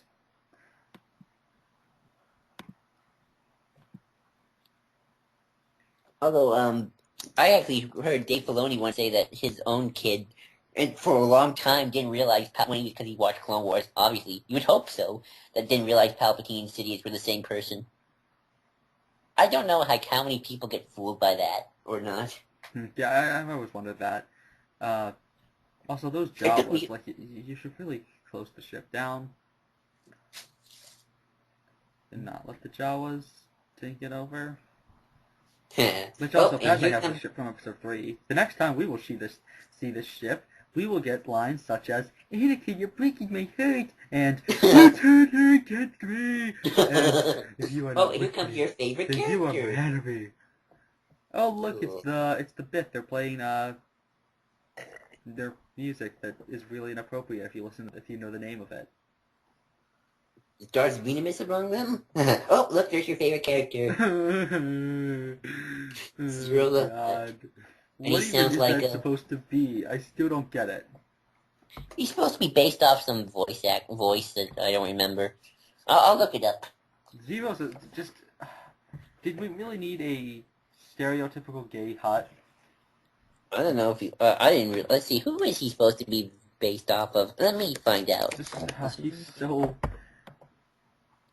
Let's see, find the... Let's see... Oh, look, there's a... he sounds like Truman Capote. That's it. Truman Capote. Who was that? Truman Capote. Hang on. Gotta look up. Oh, look, it's one of the Trandoshans they used later in Clone Wars. Oh, sorry. That same design. He's a screenwriter, playwright, and actor. He was in movies such as did you see the aliens making out, which is so terrifying? This is him. He's in Breakfast at Tiffany's and Cold Blood. He's an actor with a very distinguishable voice. Oh. But yeah, just Zero the Hutt is so freaking... And apparently good friends with Harper Lee, according to Mom. Why does Zero exist? Wasn't apparently... Like, I forgot. Was Zero supposed to be somebody else before they changed it? It was always supposed to be this thing. I mean, thank God we got a good. Thank God we got this thing killed. My only thing is how does a pistol kill a hut? I Though I don't do know. love seeing sliced noodles kill somebody. That was great. Oh yeah, noodles. But didn't he get killed in the episode that kind of turned Quinlan Voss into a Yeah, a Sly surfer shoots him dude? with a pistol. Uh, and Quinlan Voss is a surfer dude. Yeah. I don't think they'll make that mistake again. They got a lot of flack for that. Whose idea was it to turn Quinlan Voss into a surfer's dude? Was it George? That's a good question. I'd like to find that out. Which, how is Padme even shrugging that thing off since it's a robot? But yeah, I love the fact that this is a kid's movie, but it's smoking, like... Well, the bad guy is smoking. Remember that. Yeah, I guess. Bad guy is smoking. Still. The No, fact that no, the no. bad guy has a bong is kind of funny to me. Also, look, it's a crate dragon. Oh yeah. I Another wish we crate could. dragon. Oh right, we see that in the Episode 4. Z- Yeah. No, oh no, I mean, I thought the trait dragon was the Zelo Beast for a second. Oh, no. Really, that thing just... Yeah, it looks so much like it with the horns and everything. Have you ever seen a cool poster of the Zelo Beast arc that's like based off an old kaiju film? No, I haven't. Like it. I gotta show you that. It's based off like a Zelo Beast. It's like based off like a Godzilla movie poster. Yeah, really... Yeah, escort her out means throw a freaking senator into a prison cell. Oh, wait, no. Sorry, that's the... Is she, like... Sure. Like, I like the fact that Padme actually gets to do stuff. So, oh, that's cool. Padme's a better character, but I heard the reason they hired her actress because when she said Annie in that same kind of Natalie Portman like voice, that's how they knew. Really, that's why they hired her, not because she voiced Mission in KOTOR, and, of course, because this woman has done a lot of Star Wars voice acting roles. Because she was the Blue Twi'lek Mission from KOTOR 1 and 2, and she played Vet in SWTOR. I didn't know that. That's the story I heard from the behind the scenes. Well, I'll actually look up what else she's done. Keep talking. More Christopher Lee. Or Talk more about Zero. your personal thoughts on Zero. I thought it was just kind of weird. I didn't have any thoughts really. I mean, Zero just showed up. He had a weird voice that kind of sounded like someone I should know.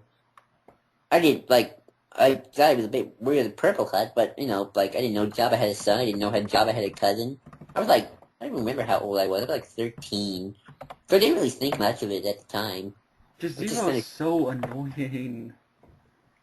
Yeah, he's true. Okay, so Captain Tabor, who,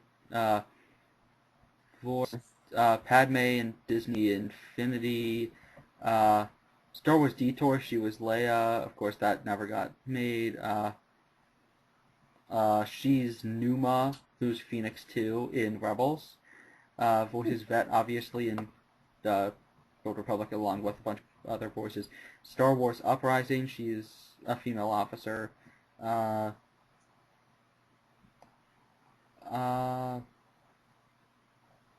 course, Vet in Old Republic. Evil Laugh is Zero. She's played some characters in Robot Chicken, obviously, some Clone Wars as Padme. She played Karis. She was the Night Sister we were talking about, who I didn't like. She played Shauna the She-Devil and Rogue in Marvel Heroes. It's so weird hearing Christopher Lee, and yet for 6 seasons we hear Corey Burton. Oh, and in Out of the Shadows, she was April. And she's been this person's been in like everything ever. Like Corey Burton. She was in the Clone Wars games. She did someone in Force Unleashed too. I like the sun. I like the sun the sun behind. looks awesome here. Kind of reminds me of Lion King a little bit, though. They hold the hut up and it's like, Samaya, like, yeah, actually, it looks like Apocalypse Now. Oh, yeah. Like the final shot. Which, she has like the same pistol. Also, why is she wearing her same clothes from episode 2? Well, she put those on I mean, she might. I don't know. Maybe that's her adventure clothes. Except those got torn up. She might Hence, have Natalie different Portman's pair. midriff in episode 2. She might have a different pair. But those were only clothes that they got, I think, on Tatooine. No, she had a bunch of luggage. Never mind. It's just weird. C-3PO, yay! Yeah, and Anthony Daniels, who showed up on sets, just like, okay, when am I going to record my lines, without actually being talked to. That's all he does now is haze Anthony Daniels. He's just C-3PO. Mm-hmm. It's gonna be so weird if he passes. Mm-hmm. Oh, here comes Anakin versus Count Dooku, round 2. This is a great fight, especially because watch how he holds his lightsaber, Dooku. Because he does a really effective thing where he switches which way the pistol grip is facing as a way to deflect the blade off better. Which is how he would use a pistol grip. Like, look at how he twirls it around a little bit in his palm so that so that the curved where the curved part's going. So here's something I heard brought up by a good friend of Geekolution, Ian Harrington from Geeky Gentleman.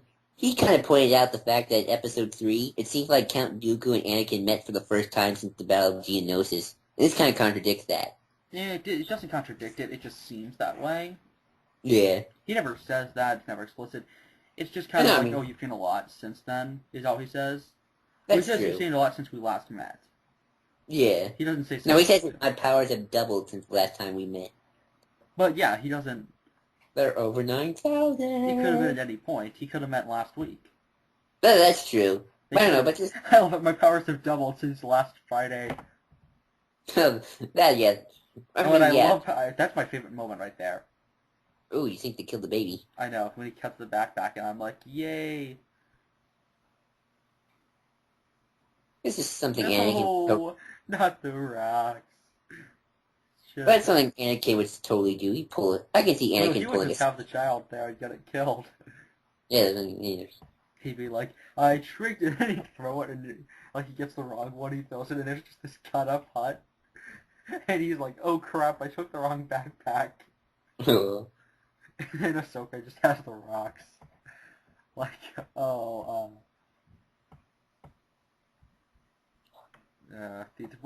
how did the Magna Guards get under there? Underground? Well, this mud, they can just dig. They had a lot of time to dig, I guess. The Magna Guards just, like, with shovels. Just, that's weird. But yeah, this is a really damn good fight. This is probably the best fight in the movie. Though Anakin has a weak-ass force shield. Yeah.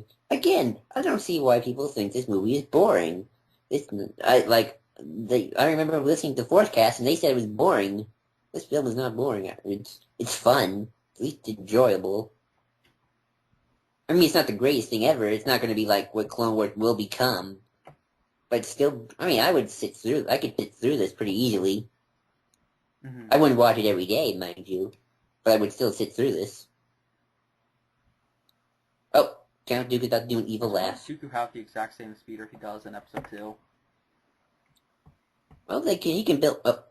Christopher Lee doesn't evil. Geonosian speeder. Why would he happen to bring that as well? Doesn't he still have the same ship, though? Yeah, I guess. But he left the speeder. Oh, yeah. It's in the background when Yoda saves them. Oh, yeah. Maybe he built another one exactly like... Why would he build another one of that exact thing? Why not just use another? Why not use a staff? He likes his continuity. I don't know. He likes that design. He likes consistency in his, Yes, he likes his consistency. Well, the Sith are all about order. So any little difference freaks him out. I don't know if she just slides past R2.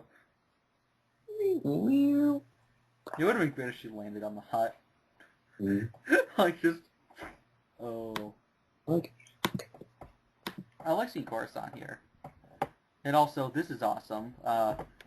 3PO. Which also, this led to an exclusive figure at Forbidden, stores that really pisses me off because it's freaking awesome, which is Commander Fox. Which one's Commander Fox? He's the red one. The guy who killed Fives in Season 5. Oh, yeah. Those are 6. Also, IG-88 droid. We never said that. Voice, yeah. Which appear actually several times in Clone Wars. But yeah, this is just awesome. Like, I love that when you think 3PO blew them up. And then, like, yeah, there's Fox right there. And I Oh, love that's. the Coruscant security. I love how Zero just kind of run away. Run away. You But yeah, I can't love, like, the reverse. clone who, like, dives over the counter. And, like, I love the Coruscantian security guards. Those are really awesome. The shock troopers. How did she take that droid's leg? How did she knock that down with just kicking its leg? That makes no sense. Apparently, in the Star Wars comic, they have a hut that's like Kingpin sized. Like Oh, he's really yeah, strong. who's, like, has a bunch of artifacts. Yeah, yeah. They actually get Shock T in that comic. Hmm. She's A bunch of alive? other. No, no, she's in the hall. He's in the artifacts. It's Oh, Luke wow, looking I'm at. shocked that, Jason Aaron would acknowledge that stuff other than from his childhood exists. No, no, they got. There's a bunch of good. They even mentioned the 100 Years of Darkness. Hmm. And then in the later comics right now, they're showing Obi-Wan, young Obi-Wan, looking over young Luke. That's what the new. That's the what the latest stuff's going on. Also, I really wish there were Gamorrean guards and he, like, chokes them to death and then, like, walks past. That would have been great. Oh yeah. I learned that by watching Sid Part 2's review of Star Wars Volume 2. Do you ever watch his comic reviews? No, I don't think so. Like he's going over Darth Vader, he's going over Star Wars, he's going over Doctor Who, and Anakin's really stupid here.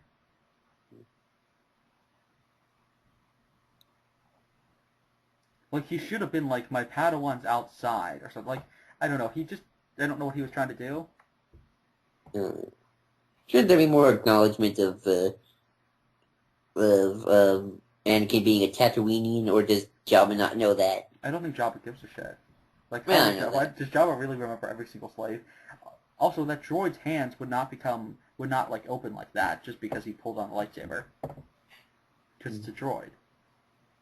It doesn't have human reflexes. Like, its fingers would have to break. Anakin's a terrible negotiator. He's pointing lightsabers at people. Mm-hmm.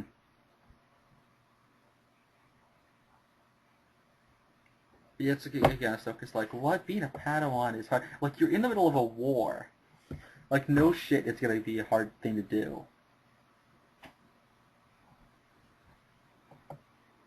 How did she get past security? Wasn't everybody inside? Well, there would have to be somebody out there still. Also, I just don't like Jabba being a dad here. That's just It's weird. I mean, Jabba has like probably like 50 kids. Kind of funny, kind of endearing a little bit. I don't know. Something That's all big of his kids like right next to his like bomb. I love that. Like, also, I hate the fact that Salacious Crumb isn't here. Don't you mean Ben Fortuna? No, Salacious Crumb. Oh, Right. Ben Fortuna, I think, was in a cameo here. I thought Bid was shown when what's-his-face got kidnapped, but maybe I'm wrong. He doesn't appear at all. Yeah, that's weird because he was in episode 1. Either that or it was his twin... Oh, either it was twin brother. There's definitely Bid because it's credited as being Bid, I think. But yeah, like, I wish Salacious Crumb was there because I like Salacious Crumb. So why can Zero speak basic but Jabba always speaks Hut? Plant contrivance. I mean, I'm pretty sure Huts aren't capable of speaking basic. Do you remember that? Yeah. So are Zero and Jabba cousins? No, they're... Yeah, he's his uncle. Oh, right. I like this 3PO droid.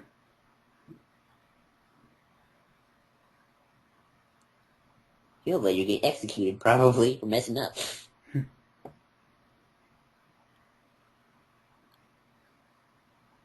Also, I hate this scene. It's like, yeah, we get it. The more they're gonna have some fun tonight. Hell no, because they're like across the galaxy. Oh yeah. Well, when he gets back. Well, he doesn't get back. That was the point.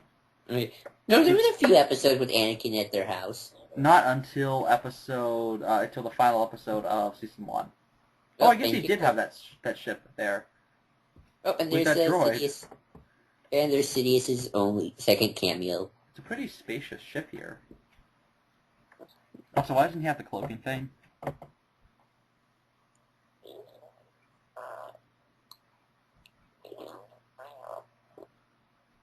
And yeah, Well, they should turn in your favor. You're in charge of the other side.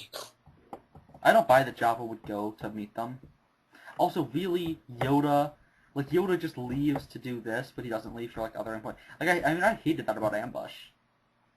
I actually like Ambush with Yoda. I think I like that episode a lot. I really hate that episode. Ah, it's my favorite because it's the first episode. Really? Well, you would be surprised what I was like watching this when I grew up. My body was shaking with I like that excitement. final shot right there. Oh, directed by Dave Filoni. Yay, Dave Filoni. Ew, Fuller House. Don't want to watch that. Oh, yeah, I was just gonna make a joke about that. Like, oh, Written by God. Henry Gilmore, Stephen Melton, and Scott Murphy. Produced by Catherine Winder. You talking about Clone Wars or Fuller House? No, I watched. Oh, executive producer George Lucas talking about. I'm just reading out the credits. Oh, I thought you were reading Fuller House, and I'm like, why does that matter? I'm not even gonna watch. I'm not even Like, gonna watch. this is gonna become a commentary for Fuller House. I wouldn't subject ourselves to that. But yeah, so thoughts on the movie? I thought it was fun. I remember watching it as a kid. It's good. It's fun. I mean, there's definitely improvements when you see later episodes of Clone Wars, and it definitely feels like a TV pilot. But it's not the worst Star Wars thing out there. I like this. It got a better pace to it than Episode 2 did when we did our commentary on that. Although thinking back, Episode 2 wasn't as slow as I remembered. Mm-hmm. But yeah, it's fun. It's a little romp. If you're a kid, you'll like it. I'd recommend it to kids if you want to just start off with Star Wars, Clone Wars. Yeah, I feel like it's good. I wouldn't suggest this as somebody's introduction to the show.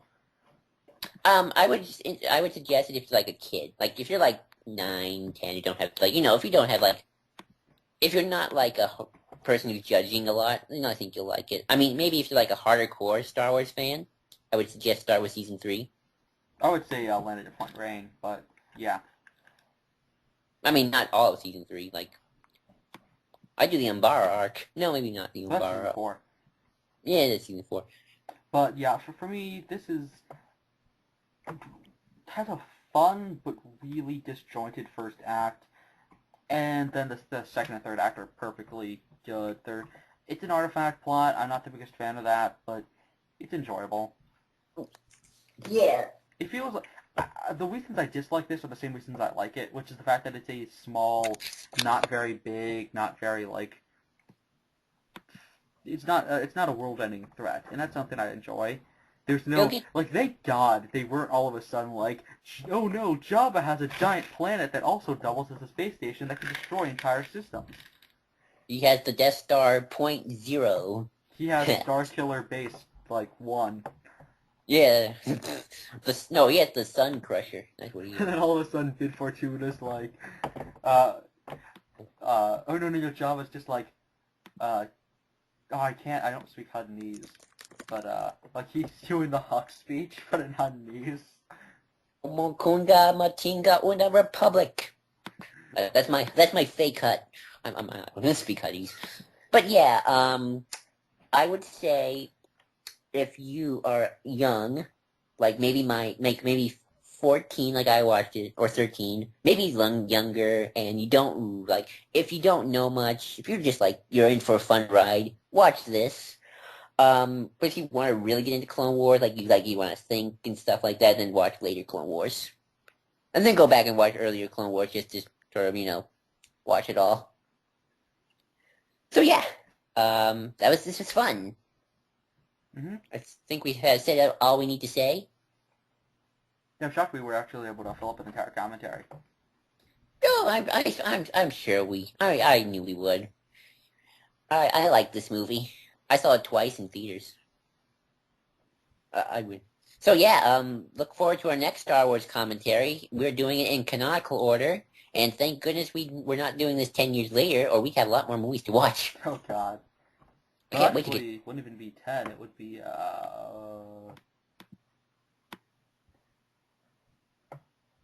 10 a movie a year. That's 10 movies. Plus Clone Wars would be. Well, I'm about to the end of this trilogy, but yeah, wow, we're gonna film a year. Just wait till Rogue One comes out. Actually, we better hurry on to Episode 7. We're getting there. So yeah, that's Clone Wars for you. Hope you enjoyed it. And even if you didn't, watch later seasons of the show, and you'll enjoy it probably more. Mm-hmm. Especially when we get to the good stuff of Clone Wars. So yeah,